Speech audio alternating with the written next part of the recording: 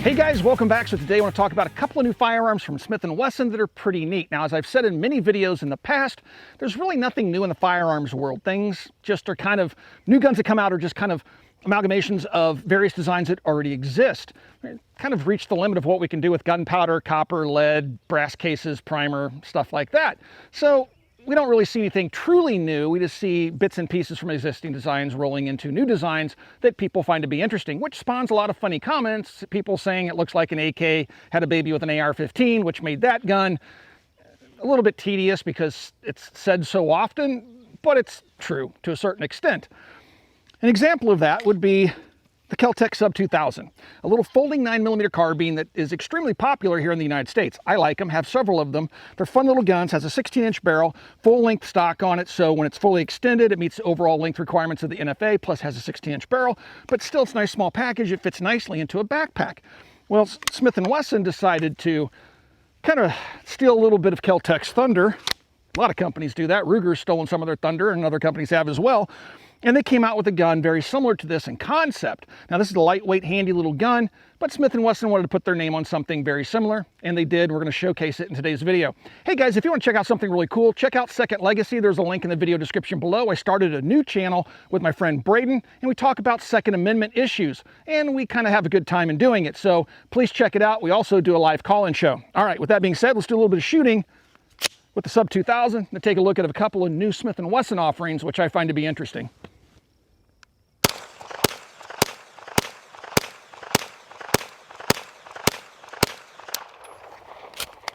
A lot of folks ask me, how can I get involved in the firearms business in that particular community? And one of the best ways to do that is to become a gunsmith. Every gunsmith I know is just overbooked with work. It's a very good living. And so if you would like to become a gunsmith, you need to go to a gunsmithing school or become an apprentice for an existing gunsmith. But Modern Gun School is an accredited college that also works with veterans in the GI Bill, where you can go and get a degree from accredited college in gunsmithing and then go out and start your own gunsmithing business, which I think is a really great option. Again, throughout my entire life, gunsmiths have always been able to earn a really good living, assuming they have a really strong work ethic. So please check out Modern Gun School. I do have a link in the video description below. Let's take a look at the Smith & Wesson FPC. I'm assuming FPC stands for Folding Pistol Carbine, and this is it. Now, unlike the Sub 2000, which folds over the top, this one folds around to the side. But in the end, it accomplishes the same thing. Some people may say, well, the KelTec is smaller because it folds over the top. Well, turn it sideways and it has the exact same profile as this does. So it's just 6 of one, half a dozen of the other. It's still doubling the thickness of the gun by folding it in half. What this does allow you to do, though, by folding it to the side, is to leave your optic on it. With the KelTec, you have to use a little adapter that attaches to the polymer rail that kind of hangs a sight over the top that you can rotate out of the way when you fold it, or you have other products available that are quick detach that allows you to take the sight off, fold it, put the sight back on. Less than ideal. So one of the solutions that Smith & Wesson offered was this side folder, which I think makes a little bit more sense in the grand scheme of things. So this gun, you can extend it just by pulling on it. This is the charging handle, and the charging handle kind of locks into one of the M-lock slots on the side a little bit. If you shake it hard enough, it'll swing open. So it's not a very positive lock. The KelTec has a very positive lock on it. And then when you just swing it open, this is your locking tab right here. It's polymer. As you swing it around, it'll just snap into place, and the gun is ready to shoot. Now, if you look down on it from the side, this area right here looks like a feed tray on a belt-fed machine gun to me. But yeah, very interesting. Tubular, very minimalistic, but still pretty practical. Lots of polymer. The housing around here is polymer. The grip frame is polymer. Even the rail section out here is 2 pieces of polymer screwed together. And that makes for a lighter gun. And yeah, I'm not a big fan of polymer rails, just because when you put metal accessories on them, it has a tendency to deform them. That's one of the things I didn't like about the red dot sight mount on the KelTec. It started to deform my rail after lots of use, so I took it off. So this gun looks like it might have an adjustable length to pull stock, but it does not. The charging handle's right here, and you can actuate it from either side or over the top, or under the bottom, I guess. It also holds 2 magazines back here in the stock. They do lock into place, has a simple locking mechanism right here. So when the lock's engaged, you can't pull the magazine out, push down on the lock, and the magazine slides right out and then locks back into place. So you got one in the grip, two in the buttstock. It uses standard M&P 9mm magazines. The gun does chamber 9mm like the KelTec I just showed you earlier. And on top, I have a Meprolite red dot sight. So very familiar ergonomics if you like the M&P series of handguns. It uses, again, M&P magazines, has an M&P style trigger on it. And then you have the slide stops. Now, they're ambi, but they're not very practical. The only slide stop slide release that works as a slide release or a bolt release is the one on the right-hand side that's in the ejection port. The other one is so flush and behind fencing that I can't even get to it. I have to dig my thumb in like that to push down on it and overcome the magazine tension. It's just not very practical. It's generally easier to charge it by releasing the bolt, because it does lock open on the last shot fired, by just cycling the bolt this way using the charging handle, or reaching up here with your thumb and pushing down on the bolt release in the ejection port. So that could use a little bit of tweaking, Smith & Wesson. But aside from that, let's load the gun up. Take a standard magazine, put it in the pistol grip, and it'll use compact magazines all the way up to full-size magazines and extended magazines if you can find them. Charger up, simple blowback, and again, it does lock open on the last shot fired.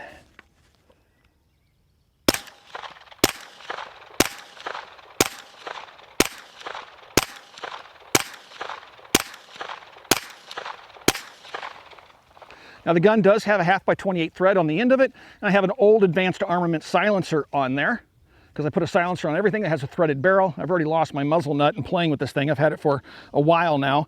But yeah, very interesting gun. Retails for less than $700 full retail. And so let's take a closer look at it, field strip it, see how it works on the inside, take a look at the quality of the parts, and then render a final decision on the gun. Plus, I want to show you a handgun they released just recently that I find pretty interesting. The ammunition we're shooting out here today is from Federal. We're shooting some 124 grain ball, American Eagle ammunition. Been shooting Federal my entire life. Absolutely love the company, love the ammunition. Some of the highest quality ammunition out there. Their match ammunition is kind of the gold standard for precision shooting out there. So Federal, love them. Thank you very much, guys, for supplying the ammunition to the channel free of charge. All right, so let's take a closer look at this bad boy. So there's several things going on here. One of the things that's a pet peeve of mine are magazines that use these stupid little devices. Let's see if I can get this on here right. I don't know how it goes. I always get it on wrong because they're just the worst things ever. These little spacers, right, that take the gap out. And these little spacers have a tendency to ride up the magazine body. They'll get cockeyed like this. They'll just fall off the magazine body. I hate them. So if you're going to use them, either supply a shorter magazine for the grip, but I prefer not to have compact grips. I would rather have a full-size grip so that my full-size magazine fits flush. But even then, I would take this gap over this piece of plastic that's useless. So just one of my pet peeves, but doesn't detract from the functionality of the gun. Let's take the gun apart, because it's pretty interesting how the gun comes apart, and take a look at the internal components and the quality of those components and the overall design of the gun. So first, I'm going to take the magazine out, which I've already done. I'm going to check the chamber. The bolt's locked to the rear, and I'm going to let that bolt go home. Now, as I've already said, trying to do that on this side is impossible. I can reach up with a finger and do it on this side. A little bit unnerving because you don't want your finger in there when the bolt closes, but it's the easiest way to drop the bolt using the bolt stop. This is your other option. All right, with the bolt home, now I'm going to take this magazine out, spare mag out. I'm going to turn the gun upside down. I'm going to lift up on this spring. This spring is, again, what holds the magazines in place, but if you lift up on it, kind of push down, lift up on this, and the stock will come right off the gun. Kind of looks like an M4 buffer tube, but it's really not. Inside the stock, you're going to have a big spring. And then on the end of the stock, you have this little polymer cap and a pin that goes through. So what I'm going to do, you want to make sure you're not looking directly at this so it doesn't hit you in the face. And I'm going to just start wiggling that end cap around, pushing it in and out, wiggling it and pulling on this pin. And eventually I'll be able to pull that pin out and this cap will come off. When the cap comes off, that will release the recoil spring. Then on the bottom side, there's a pin right here that keeps the bolt from coming out of the gun. To get that out, just kind of line it up. There's a big hole there. It looks like this is another hole for the stock length adjustment, but that's the only hole that works with the stock. You can't adjust the length of pull. So if I align this up just right, sometimes gravity will work to my favor, and that pin will drop right out. If not, you can use a punch and push it out through the top here, okay? Once that pin comes out, then the bolt comes out. And you just watch the bolt fall apart. The bolt's a two-piece bolt design. And then to take the charging handle off, you have little slots right here, and here, long and short, to slide this back and then kind of lift up on it, and it'll pull right off. All right, and that's it. That's fully disassembled.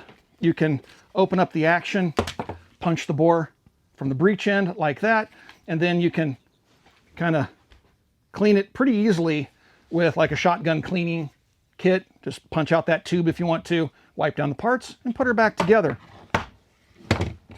So let's take a look at those parts and see what the quality looks like on them. So here's one of the two pieces of the bolt, and the machining on it, very nicely done with a nice finish.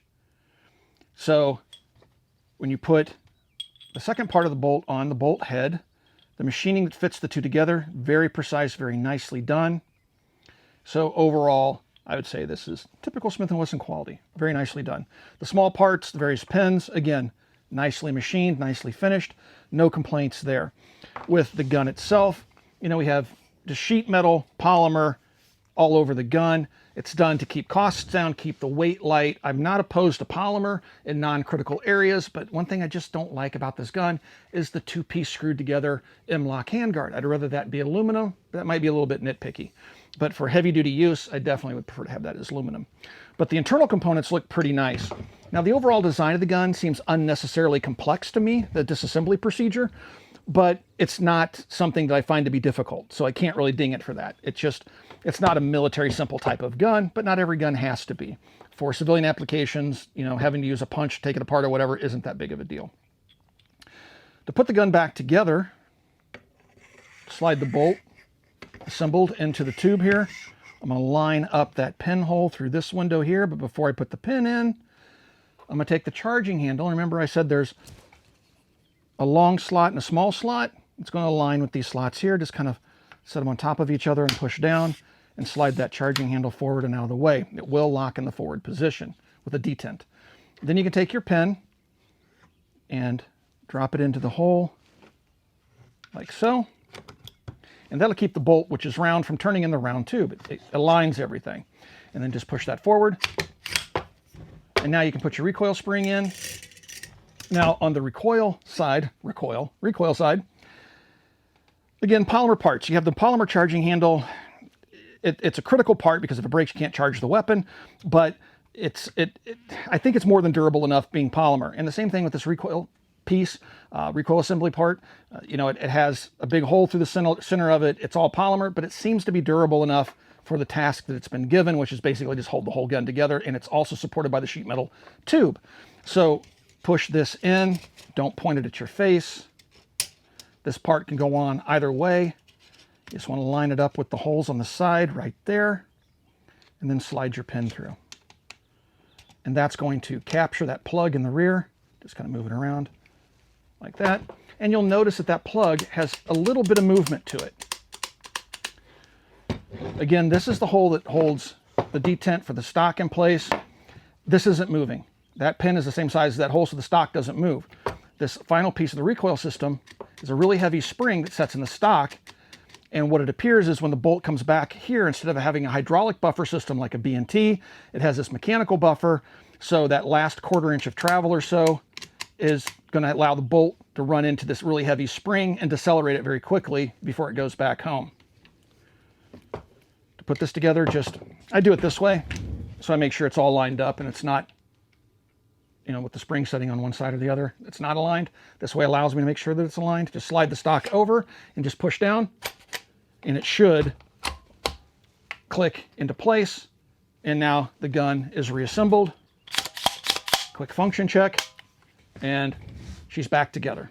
The next firearm that Smith & Wesson came out with is the M&P 5.7. Pretty original naming convention. It's not like there are other 5.7 pistols out there, like the FN 5.7, the Ruger 5.7, the PSA 5.7. Now they have the M&P 5.7. But this is a 5.7, M&P 5.7. A little bit different, I guess. Anyway, so this handgun is another Me Too handgun, but I like it, right? This handgun is very similar to existing guns that are already on the market that predate this one, but it has some nice features. It has an interesting operating system, which we'll take it apart in the shack and show you what that looks like. And overall, it's just a nice shooting handgun. Has a threaded barrel, half/28. I have fired it with the silencer on it. However, I forgot to bring the silencer out today. It's still sitting on the P90 back at home. The gun has ambi controls, which is a nice touch. So you have a selector, or not selector lever, a bolt release on either side. You do have a reversible magazine release, so you can set it up for left-handed use. And the gun has nice suppressor height sights-ish, taller than average. And then it has an RMR cut. On top of it, I have a hollow sun from Primary Arms. And then we have some lightning cuts in the top of the slide here, and some nice serrations, pick rail underneath. Overall, a nice handgun. It uses its own magazines, and there's some FN 5.7 ammunition in there. Actually, you know what? This isn't FN. This is federal ammunition. I didn't bring out the FN today. So, very interesting little handgun. Again, I think what really kind of sets this one apart, because it's so similar to other guns that are already on the market, it's going to appeal to people that like Smith & Wesson and just want to keep Smith & Wesson in the family. It's going to appeal to people that just want something maybe a little bit different. So again, it's not all that unique, but it's still a nice pistol.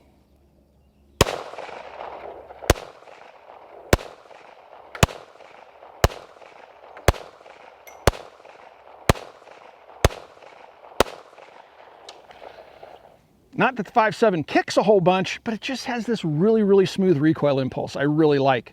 The controls are nice where they should be. They're far enough forward where I'm not going to accidentally lock the slide to the rear or not get the slide stop to engage on an empty magazine. Just nicely done. Let's take it apart and show you how this operating system works on the gun, which does set it apart from the competition. So I have to start off with a correction. The Palmetto State Armory 5.7 pistol is actually called the Rock. Okay, so they have the unique name in the industry.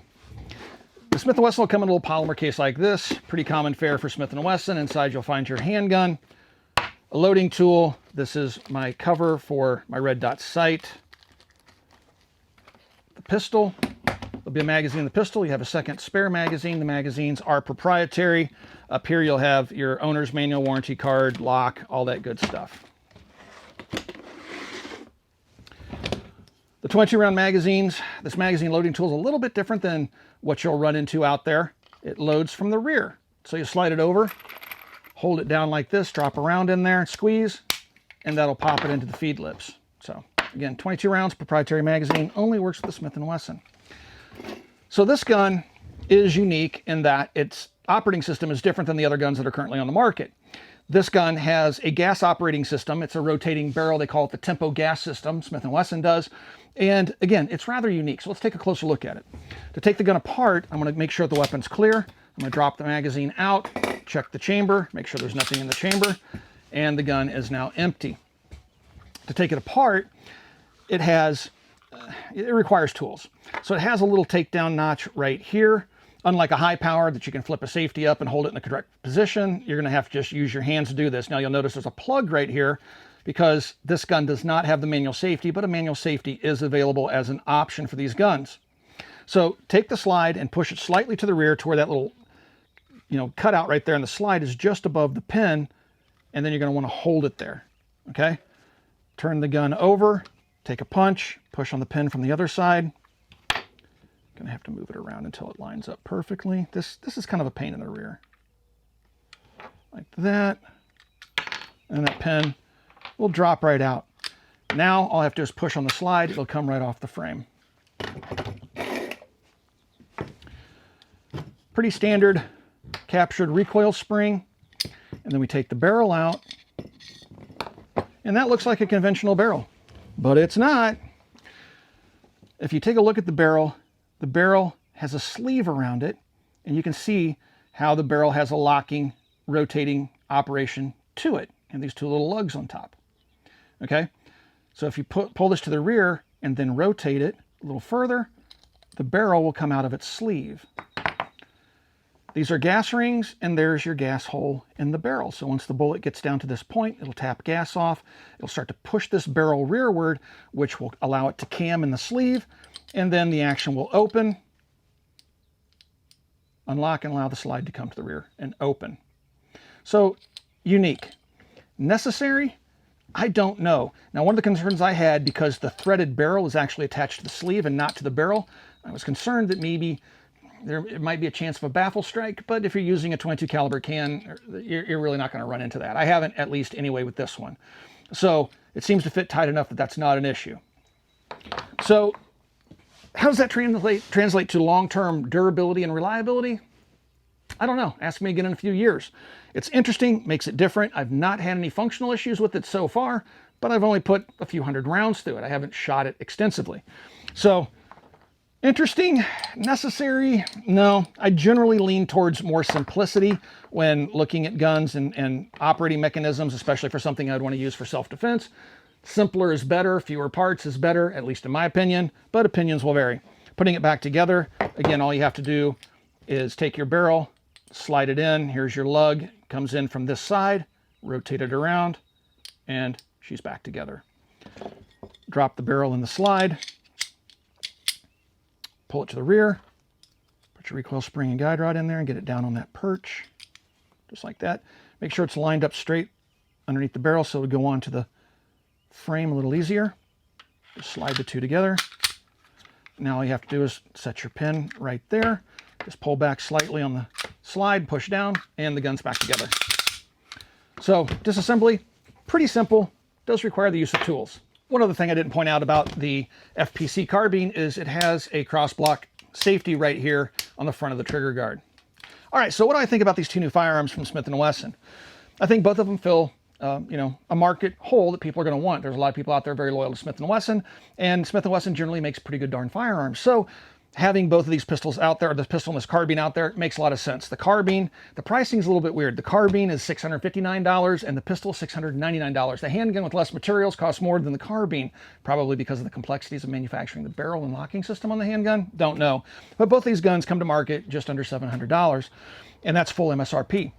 So what do I think of them? I like them both. Both have worked just fine.